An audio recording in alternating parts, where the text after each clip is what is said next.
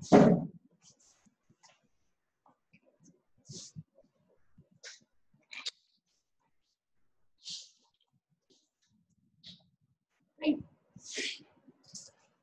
Good morning, students. In fact, good afternoon. Today we are going to discuss about the important topic, that is chlamydia, and this is almost the last topic in bacteriology. Right. So this slide you can see two images. One, it is showing the eye. The other one is the intimate relationship between two people. Right. So the thing which we are going to discuss today is about the bacteria which is spreading these two important infections of eye, and the other one is a sexually transmitted disease. Right. So chlamydia, this was discovered by Halberstadt and von Proversor in the corneal squabings of orangutan in 1907, which was experimentally infected, and later on it took around 60 to 70 years to come into light. In 1970, the disease was first discovered.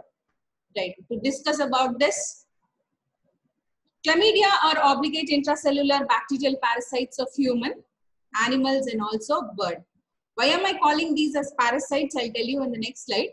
This is actually the bacteria itself, but it is called as parasite because it depends for energy on the host cell. So that is the reason I have used the word known as parasite. So obligate intracellular parasites of human, animals, and birds. They have tropism for squamous epithelial cells, macrophages of respiratory as well as gastrointestinal tract. So they belong to the families of Chlamydiaceae, which belong to the order Chlamydialis and the genus Chlamydia. So as these bacteria have the capacity of filterability and they cannot grow in cell-free media, they were considered as viruses. So they were considered as viruses on account of their filterability and failure to grow in cell-free media. But they are recognized as bacteria because of these above factors. So because of the presence of both DNA and RNA, the presence of ribosomes as cell wall, and replication by binary fission, which is without the eclipse phase, and lacks mechanism for production of metabolic energy, and they cannot synthesize ATP, and they are also susceptible to antibiotics. And based on these 5 characters, we categorize them as bacteria. So here I told you that they have ribosomes as well as cell wall. So chlamydial cell wall, this resembles to that of the gram-negative bacteria. So gram-negative bacterial cell wall, if you can recollect, it has an outer membrane and peptidoglycan followed by the plasma membrane. So here it is divided into an outer membrane complex and an inner layer. And although lipopolysaccharide is present in the outer membrane, only a small amount of peptidoglycan is present. In Rickettsia class, you might have learned that Rickettsia consists of a very thin peptidoglycan. But here coming to chlamydia, you will remember that this almost does not have any peptidoglycan in the cell wall, and they lack the enzymes of electrotransport chain that requires ATP and resources from the host cell.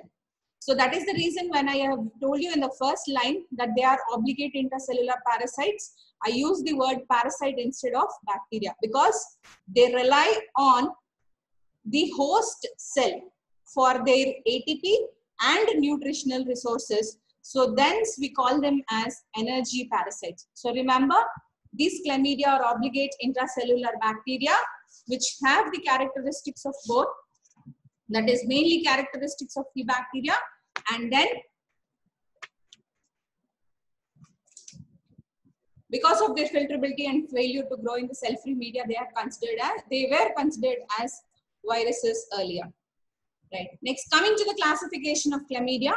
Chlamydia, we have 4 important species, that is infecting man. The other one is ruminants. So Chlamydia trachomatis, Chlamydia psittaci, and Chlamydophila pneumoniae. These 3 species of chlamydia affect the humans. And Chlamydophila pecorum affects the ruminants. So the species differentiation of this bacteria is based on the growth characteristics.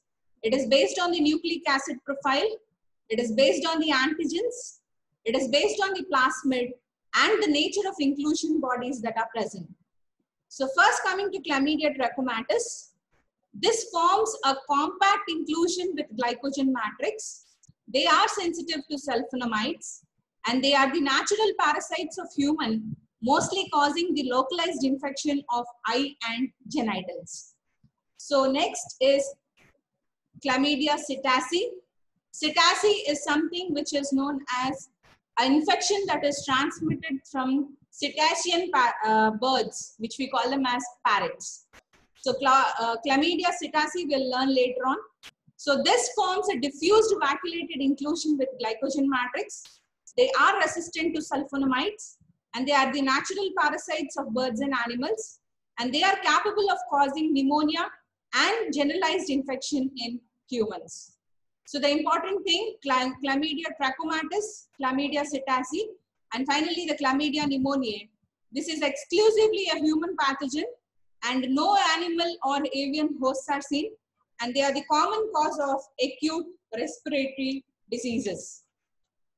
Now coming to the human diseases that are caused by chlamydia. So as I told you that we have three important species, that is Chlamydia trachomatis, Chlamydia psittaci and Chlamydia pneumoniae. So we have serological classification, as I told you that they are categorized based on their growth characteristic, nucleic acid profile, antigens, plasmid and nature of inclusion bodies. So we have various serotypes present for Chlamydia trachomatis. So remember, this table is very important. If you can remember this table, you can write down the answers easily. So Chlamydia trachomatis, we have three categories of serotypes. First is A, B, BA and C.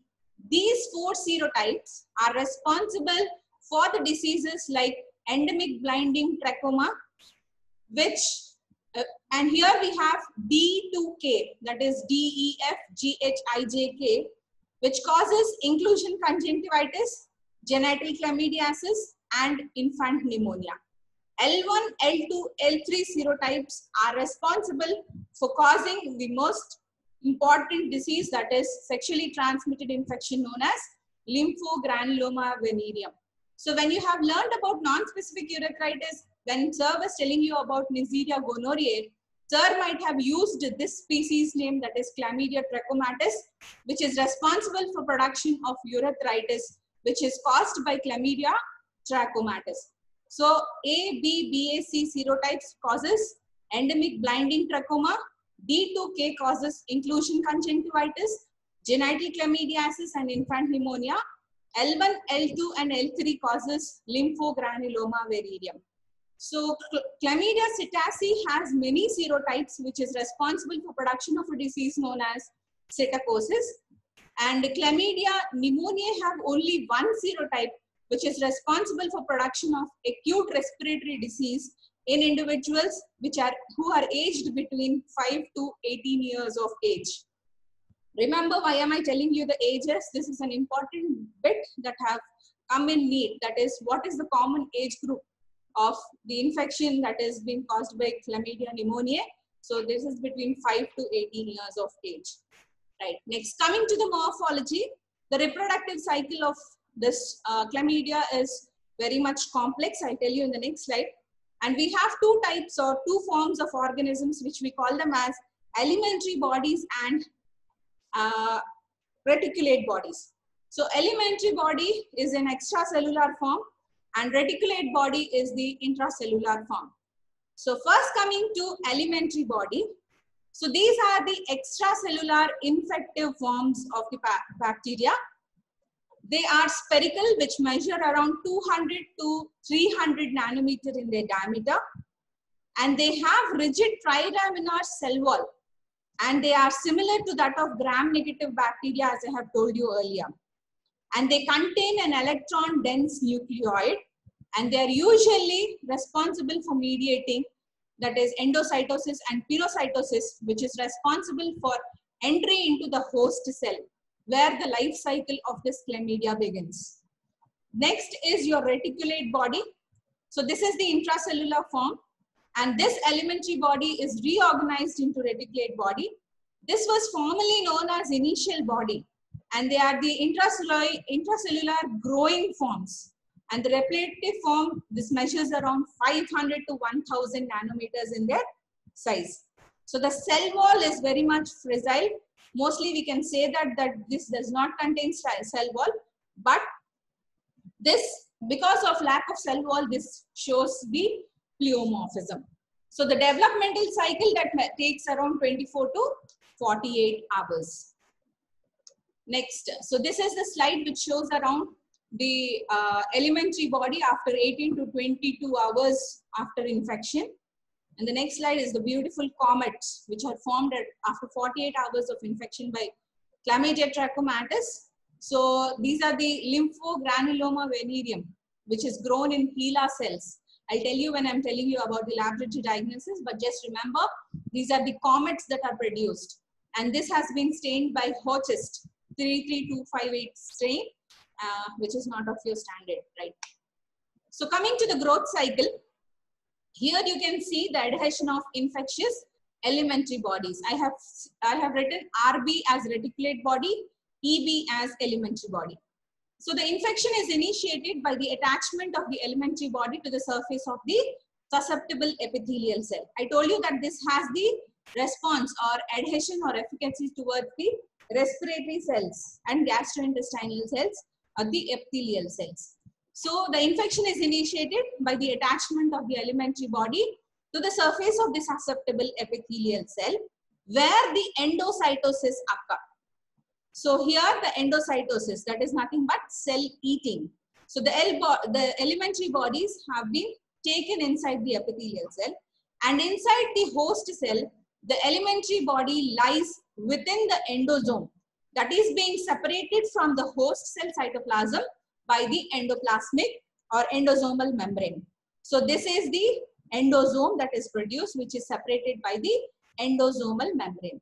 After about 8 hours, what happens is this elementary body that is present within the endosome undergoes these spiroplastic changes.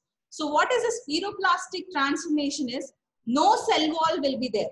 That is elementary body getting converted to reticulate body. In the previous slides, if you can remember, I told you that this reticulate bodies do not contain any cell wall, whereas elementary bodies contain trilaminar cell wall like structure. So here what is happening, the spiroplastic changes, that is elementary body is getting converted to reticulate body, which we call them as spiroplast like changes, and that can converted to large reticulate body.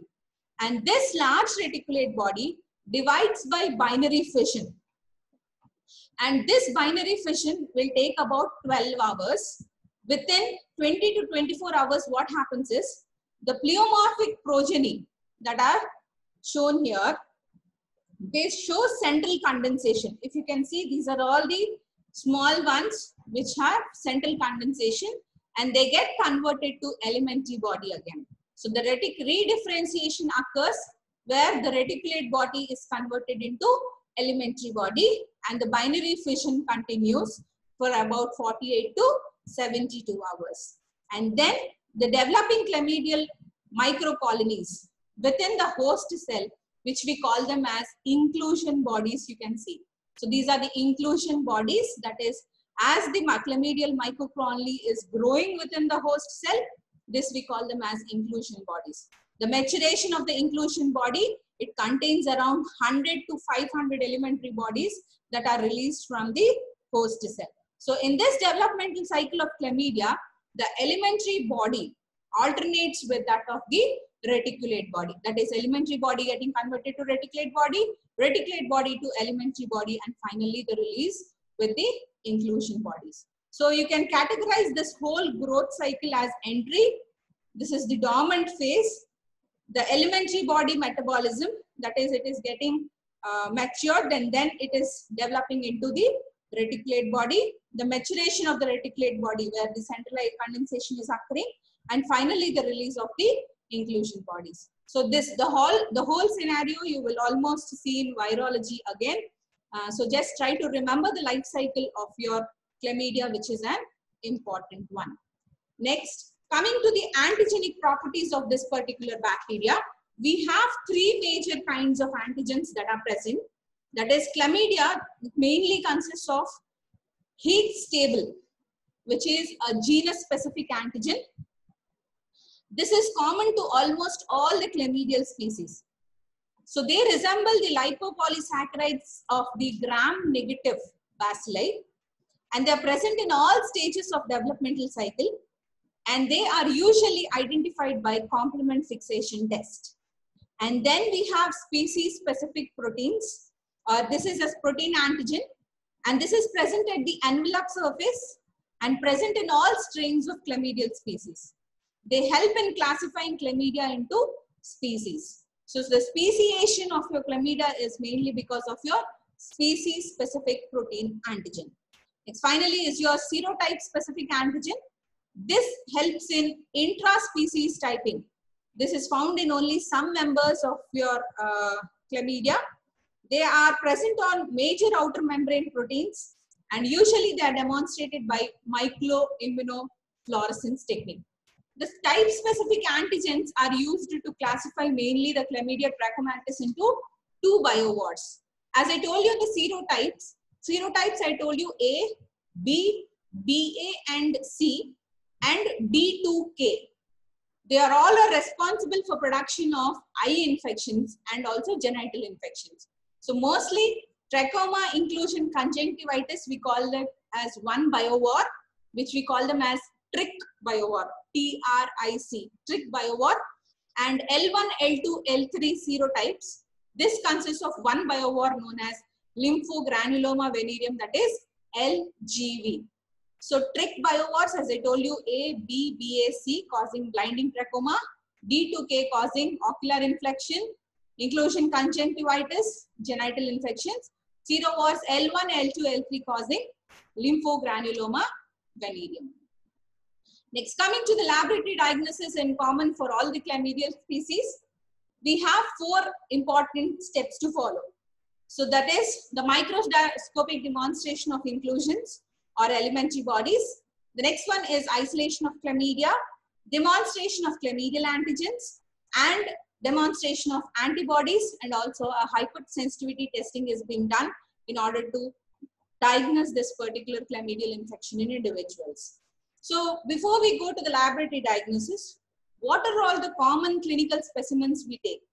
So conjunctival material is collected with usually metal species or metal or special plastic impression spatulas, which are used for ocular infections. So for conjunctival material collection, we use either the metal or the special plastic impression spatulas, which are used for collecting conjunctival material. The next next specimen we usually collect is urethral scrapings. So this urethral scrapings are collected using the curette in genital infections. Then for psittacosis, so in suspected cases of psittacosis, blood and sputum are collected for microscopy, and also culture is done, and serum is also collected for some serological demonstrations. Then in suspected cases of lymphogranuloma lymphogranuloma venereum, material is aspirated from buboes, which we call them as which are seen as inguinal lymphadenitis. So this is about the clinical specimens we usually collect in order to demonstrate the chlamydia. Next, coming to the microscopy. So how do we do this microscopy?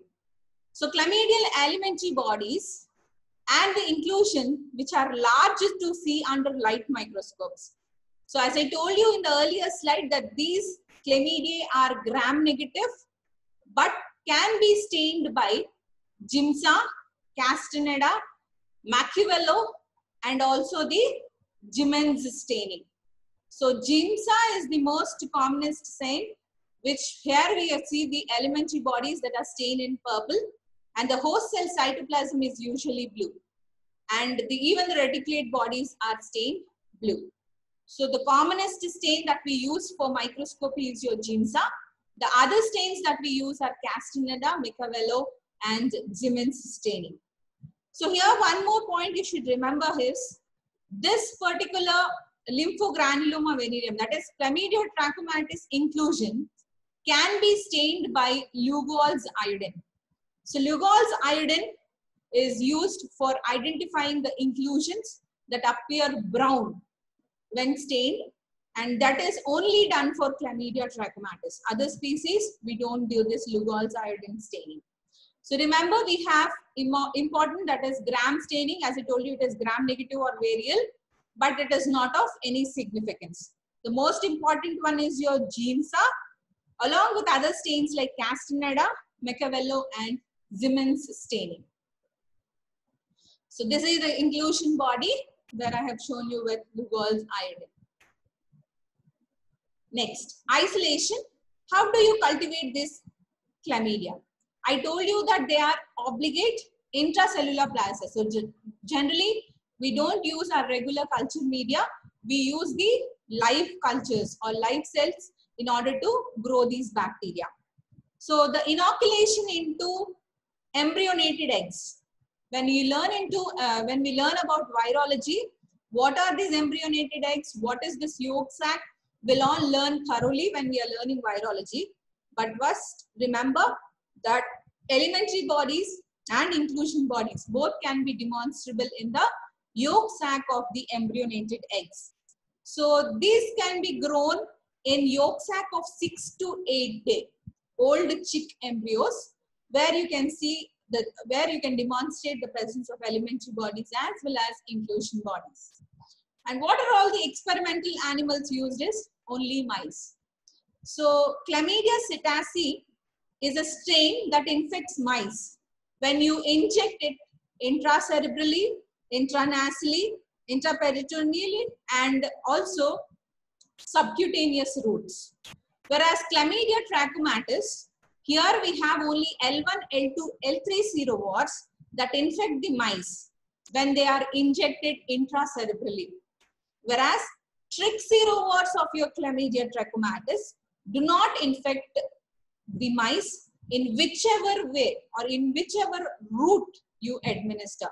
So these experiments, animal experiments, are not in use nowadays. So just remember, isolation of your chlamydia can be done by inoculation into the embryonated chick embryos, which are of 6 to 8 days old, where you can demonstrate the elementary bodies as well as the inclusion bodies.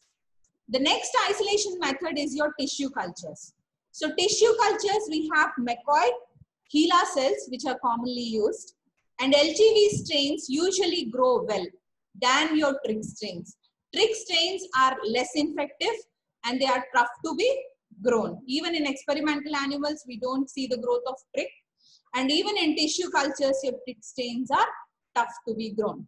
So the cell cultures used for infection, for isolation, are usually pre-treated by certain irradiation methods and also by the usage of certain chemicals like 5-iodo-2-deoxyuridine or cyclohexidine, which is usually used for enhancing the chlamydial replication, which is not of much importance to you, just remember.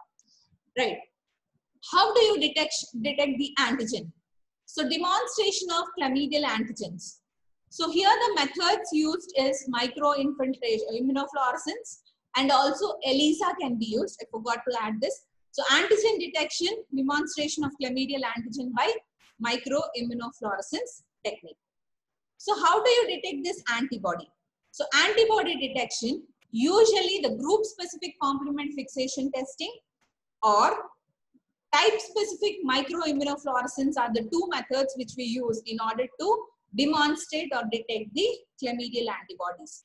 The complement fixation test is usually used in invasive chlamydial infections such as psittacosis as well as your lymphogranuloma venereum. So invasive chlamydial infections, why did I use that word? I'll tell you when I'm telling you about these diseases. So the complement fixation in psittacosis and lymphogranuloma venereum, it is done. So what is the significance here is, A four-fold rise in titer is of diagnostic importance. So 1 in 64 or greater titer is of diagnostic importance here. So complement fixation test, remember, it is done only for psittacosis and lymphogranuloma venereum, where 1 in 64 or the greater titer is of diagnostic importance. Remember one word, freeze test. What is this free test? This is the hypersensitivity testing. That is demonstration of your LGV by hypersensitivity testing. Remember this word, freeze test, which is of importance again. So this is the photograph, that is the McCoy cell growth of monolayers with chlamydia, which are showing the inclusion bodies here. So this is the tissue culture, that is cells infected with chlamydia. Now coming to chlamydia trachomatis in detail. So till now we have discussed the general characteristics, general properties, general laboratory diagnosis of this infection. So here from the next, this topic takes around another class. So today we'll try to finish off chlamydia trachomatis. Tomorrow we can learn about chlamydia psittaci and chlamydia pneumoniae, along with a brief note on mycoplasmas, where you will end up with bacteriology sessions. Right. So chlamydia trachomatis. So this is an important question. So which usually comes as a short notes, and if your luck permits, it may even come as an essay. Right. Chlamydia trachomatis. So this is the most leading cause of ocular and genital infections. And what is the infection that is produced? I told you that this is producing ocular infections. What are all the ocular infections produced is trachoma as well as inclusion conjunctivitis. So what is trachoma? So this is nothing but the roughness of conjunctiva. Here we see keratoconjunctivitis, chronic keratoconjunctivitis, which are characterized by follicular hypertrophy. In your pathology, you might have learned what is hypertrophy. That is nothing but the increase in cell size. Papillary hyperplasia. What is hyperplasia? That is increase in reproduction rate of the cells. So we have follicular hypertrophy. That is the size of your follicle increases here. The number of papillaries increase here. That is papillary hyperplasia. Then you will see that is pannus formation. What is pannus formation? Pannus is nothing but the abnormal layer of fibrovascular tissue that is seen on the eye. Then cicatrization. Cicatrization is nothing but the scar formation of the site of wound healing. We call it as cicatrization. So remember, chronic keratoconjunctivitis in trachoma is characterized by follicular hypertrophy, papillary hyperplasia, pannus formation, and cicatrization. So what is the pathogenicity of this disease? That is how the infection is produced is, infection is usually transmitted from eye to eye by fingers or fomites and flies even. How do flies transmit infection? Flies transmit the infection mechanically. That is, they may be carried by dust or aberrations, and then it results in the production of trachoma. So usually the serovars that are responsible for production of trachoma are A, B, BA, and C. Next, the incubation period is variable, and this is usually influenced by the severity of the infection. So this trachoma is classified into several stages. So trachoma dubium, disease is just a suspicion. Here, you just suspect that infection is trachoma. Then the next stage is your protrachoma, that is stages of conjunctival lesion. That is, before the follicles become visible, what happens is the inclusion bodies are never demonstrated in this stage. So the conjunctival lesions appear before the follicles become visible here. So this is known as protrachoma. Then the last stage is established trachoma, which progresses to stages 1 to 4. So what are these stages 1 to 4? You will learn in your ophthalmology in detail. But just to summarize, usually the severity of the infectivity of the disease is maximum in this early cases, and usually the stage 4 is not infectious. What are all the 4 stages 1 to 4 is, it is first initiated by inflammation, then we see the eyelid scarring in the second stage, which is followed by ingrowing of the eyelashes, which is seen in the third stage, and finally in the fourth stage we'll see the corneal clouding. So established trachoma, this progresses through the 4 stages, and the infectivity is maximum in the early cases, and stage 4 is usually non-infectious. First, inflammation, eyelid scarring, ingrow of the eyelids, and finally the corneal clouding are the 4 stages of your established trachoma. Right. What are all the complications of trachoma? We will see conjunctival scarring, which we call it as trichiasis or entropion, corneal scarring and blindness, dry eye syndrome, which is corneal opacity or corneal ulceration. So here you can see clearly, this is the papillary. So these are the images of your trachoma patients. So these are the shallow eye pits in the limbal region or the in the margins of the bulbar conjunctiva, and this causes the rupture of lymphoid follicles, leaving small scars or depressions, which are termed as Herbert's pits. Right? So the scarring and fibrosis of tarsal conjunctiva.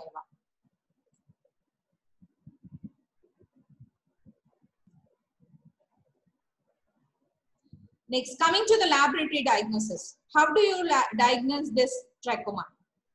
So the specimen, as it is causing the conjunctival infection or ocular infection, we collect the conjunctival scrapings. How do we collect? I told you when I was discussing about the specimen collection. That is either by metal or plastic spatulas, we collect the conjunctival staining.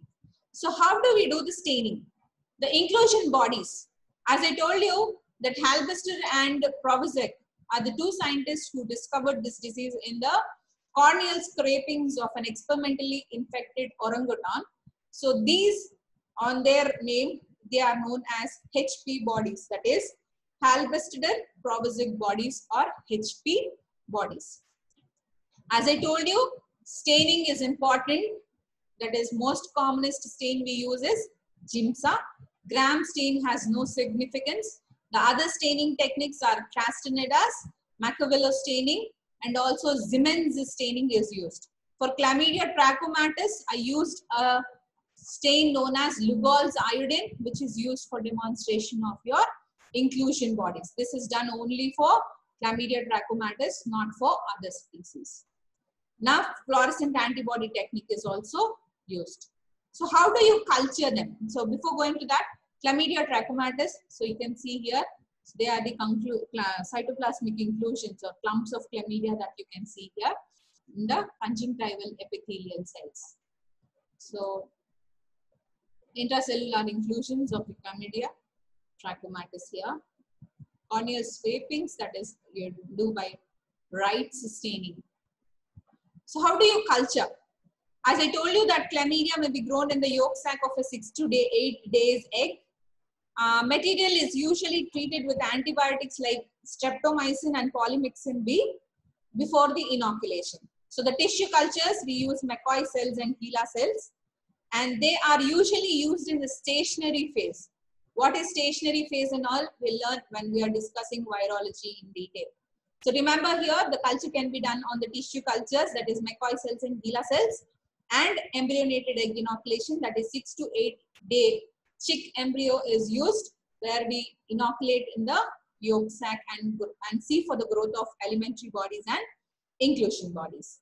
Then serology, we can do it with group specific and spherospecific antibody demonstration. This is a cervical smear of a 29-year-old female. This is not in the conjunctiva. I will tell you in the next slides when I'm dealing with the genital infections. Right. So to summarize the laboratory diagnosis, so staining of the inclusion bodies, that is by to demonstrate Halberstadt Provozek, that is known as HP bodies, which is done by Giemsa, Castaneda, Machiavello staining, and Lugol's iodine for the demonstration of HP bodies. So as they project the glycogen matrix, so remember here, glycogen matrix is present. So they may be stained with iodine. That is the reason why we are using Lugol's iodine here. So that is the reason iodine staining, I have shown it as brown colored ones. Right. So the treatment, we use local application or oral administration of erythromycin and tetracycline, which is continuous for around several weeks, is the treatment for your trachoma. Next, coming to your inclusion conjunctivitis. This is caused by Chlamydia trachomatis types B2K. So inclusion blennuria. What is blennuria? You can learn it when we are discussing it in detail. Neonatal forms of the inclusion conjunctivitis, and this usually develops when the infant is infected with the birth passage, and this becomes apparent between 5 to 12 days after birth. And the disease is self-limiting but has high incidence of micropannis, conjunctival scarring, and late recurrences. So, adult form of the disease, we see follicular hypertrophy with scanty or non-purulent discharge. This is also known as swimming pool conjunctivitis. Why? Because the infection is associated with bathing in community swimming pools. That is the reason why inclusion conjunctivitis is also known as swimming pool conjunctivitis. So, inclusion blennuria, that is neonatal form of the inclusion conjunctivitis, and this develops when the infant is, that is passage or infected in the birth passage. So what is micropannis? I'll tell you when we are discussing it in detail in the next coming classes. Next, coming to the other manifestation, that is infant pneumonia. So infant pneumonia, that is Chlamydia trachomatis, can cause pneumonia in infants around 4 to 16 weeks of age. Cough and wheezing are observed, but fever and toxicity are minimal here. The conjunctivitis precedes pneumonia. The eosinophils are high, and in high titers we see IgM, that is immunoglobulin M, is seen in very much high titers. So that is about your infant pneumonia. Next, coming to the most important topic, that is genital infections of your chlamydia. So here we have miscellaneous urogenital syndrome, which is usually caused by oculogenital serotypes, that is D2K, which is called as genital chlamydiasis. And we have lymphogranuloma variolium, that is L1, L2, L3 serovars. So genital infections, D2K. The before one, trachoma, we have learned it as A, B, BA, C. Whereas here coming to genital infections, we see from D2K, which causes miscellaneous urogenital syndromes, whereas L1, L2, L3 causing lymphogranuloma venereum. First is, let's discuss about lymphogranuloma venereum. So what is lymphogranuloma venereum? This is a sexually transmitted disease, and this is mainly characterized by suppurative inguinal adenitis. Okay, and the synonyms of this disease, we call it as lymphogranuloma inguinale, or we call it as choroidititis, or we also call it as climatic or tropical buboes. These are all the few synonyms that are used to describe your lymphogranuloma venereum. So these are caused by LGV serovars, as I told you earlier, that is L1, L2 and L3, and the most commonest being the L2. So what is the preferred site for multiplication is, they choose the regional lymph nodes, and the trick serovars that we have learned earlier, they choose the epithelial cells. So L2 usually chooses your, L1, L2, L3 chooses your lymph nodes, whereas all the other trick serovars chooses the epithelial cells. The incubation period of this disease is around 3 days to 5 days. So what is the pathogenicity? So this has 3 stages, which we call it as primary lesion, secondary stage, and finally your third stage. In primary genital lesion, what happens? It appears as a small, painless papillovesical lesion on the external genitalia, and this occurs within 3 days to 5 days, 5 weeks of your infection. So this heals within few days without scarring, and we have receptive, this is usually caused by receptive anorectal intercourse, and this is the primary anal and rectal infection.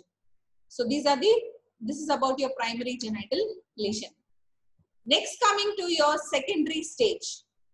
So secondary stage, about 2 weeks, that is spread of draining the lymph nodes.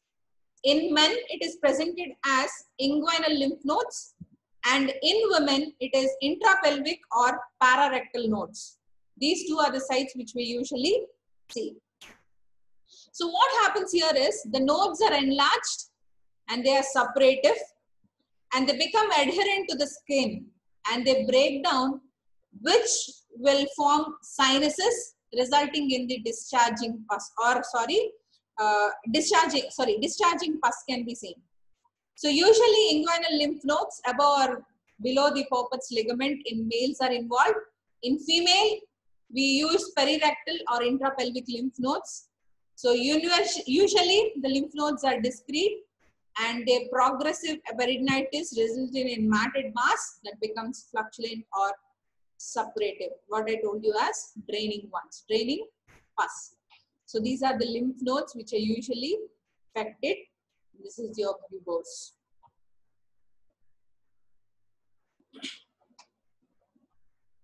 So overlying the skin becomes fixed, inflamed and thin, finally developing the multiple draining fistulas, as I told you. Right, spontaneous healing occurs. The commonest symptoms, we see fever, chills, headache, meningismus, anorexia, myalgia and arthralgia. Next, coming to these complications of untreated anorectal infections, it results in perirectal abscess, fistula in ano, rectovaginal or rectovesical or ischiorectal fistulas, and rectal strictures. So lymphogranuloma venereum in man can be presented as chronic progressive infiltrative, ulcerative fistular lesion of penis, urethra or scrotum, sometimes as elephantiasis or urethral stricture. So before we go into the laboratory diagnosis of lymphogranuloma venereum, I just forgot to add up the tertiary stage. So what is happening in the tertiary stage is it is a chronic stage which is lasting for around for several years. So the sequelae of your scarring or your lymphatic blockage that occurs, which I told you in the complications that elephantiasis occur. So that is nothing but your lymphatic blockage. So, later stages, we'll see the presence of your strictures, elephantiasis, and your this thing. Next, coming to the laboratory diagnosis, direct microscopic, as usual, by Giemsa staining.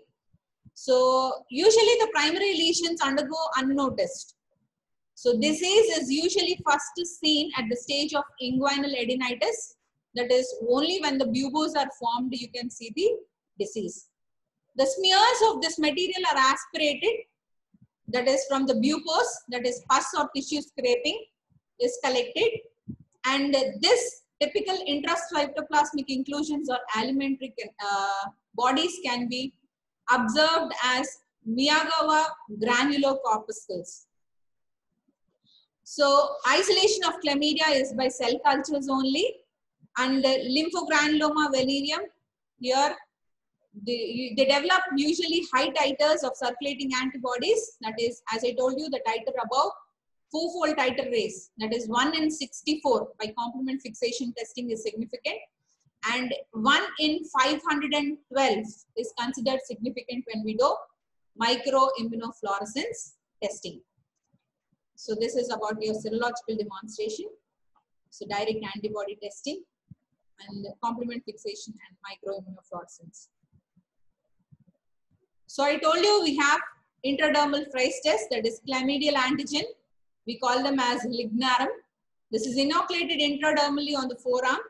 The induration of 7 millimeters or more in 2 to 5 days is known as positive reaction, and control is given on the other arm. What is the treatment of the infection is? The tetracycline is given for at least 3 weeks. So that is the treatment that we give for lymphogranuloma benign. Next is genital chlamydiasis. So genital chlamydiasis is the most common sexually transmitted disease, and the clinical specimen is almost similar to that of your gonococcal infections. The spectrum of your genital chlamydiasis and Neisseria gonorrheal infection is almost the same. And almost the disease also exists, that is coexist. They both exist together. So in men, non-gonococcal urethritis, which we call them as NGU, we see epidermitis, proctitis, conjunctivitis, and Ritter syndromes. What is Ritter syndrome? It comes as a 2 marks question, just remember.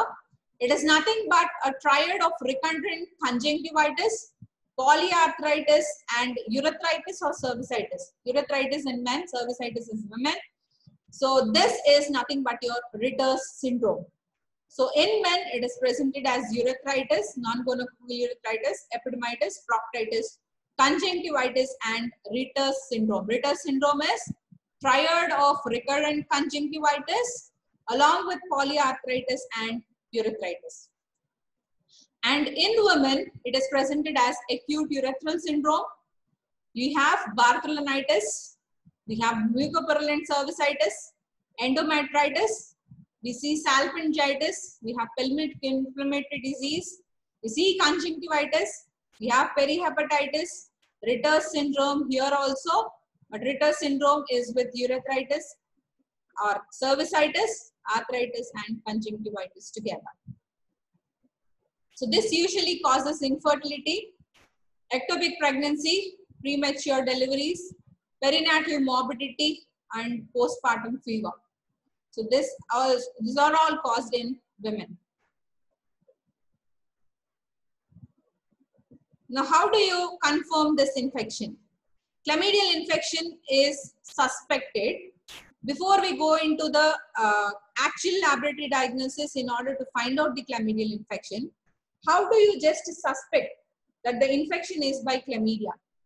So gram staining smears of your urogenital specimens, if you take, so they show these significant numbers of neutrophils. That is, if you collect the specimen from urethritis, per oil immersion field, if we observe 4 neutrophils per oil immersion field, that is a suspicion of chlamydial infection. But if more than 30 neutrophils are seen, that is a case of cervicitis. So these are something which give you a hint that the infection is by chlamydia. So chlamydial confirmation can be done by cultivation, antigenic detection, which is done by microimmunofluorescence, ELISA, and molecular techniques. So here we'll end up the class and we'll continue the chlamydia in the next class, where we will learn about that is chlamydia psittacosis, chlamydia pneumoniae, and also a brief note on the mycoplasma. So remember, the overall conclusion of your discussion today is chlamydia is the most commonest cause of your trachoma, that is eye infections and your genital infections, where we have learned about all the serowarts which infect the conjunctiva, that is A, B, BA, C, D2K causing the conjunctivitis and genital chlamydiasis, and finally L1, L2, L3 serowarts causing the lymphogranuloma venereum. We'll summarize the class tomorrow. Thank you.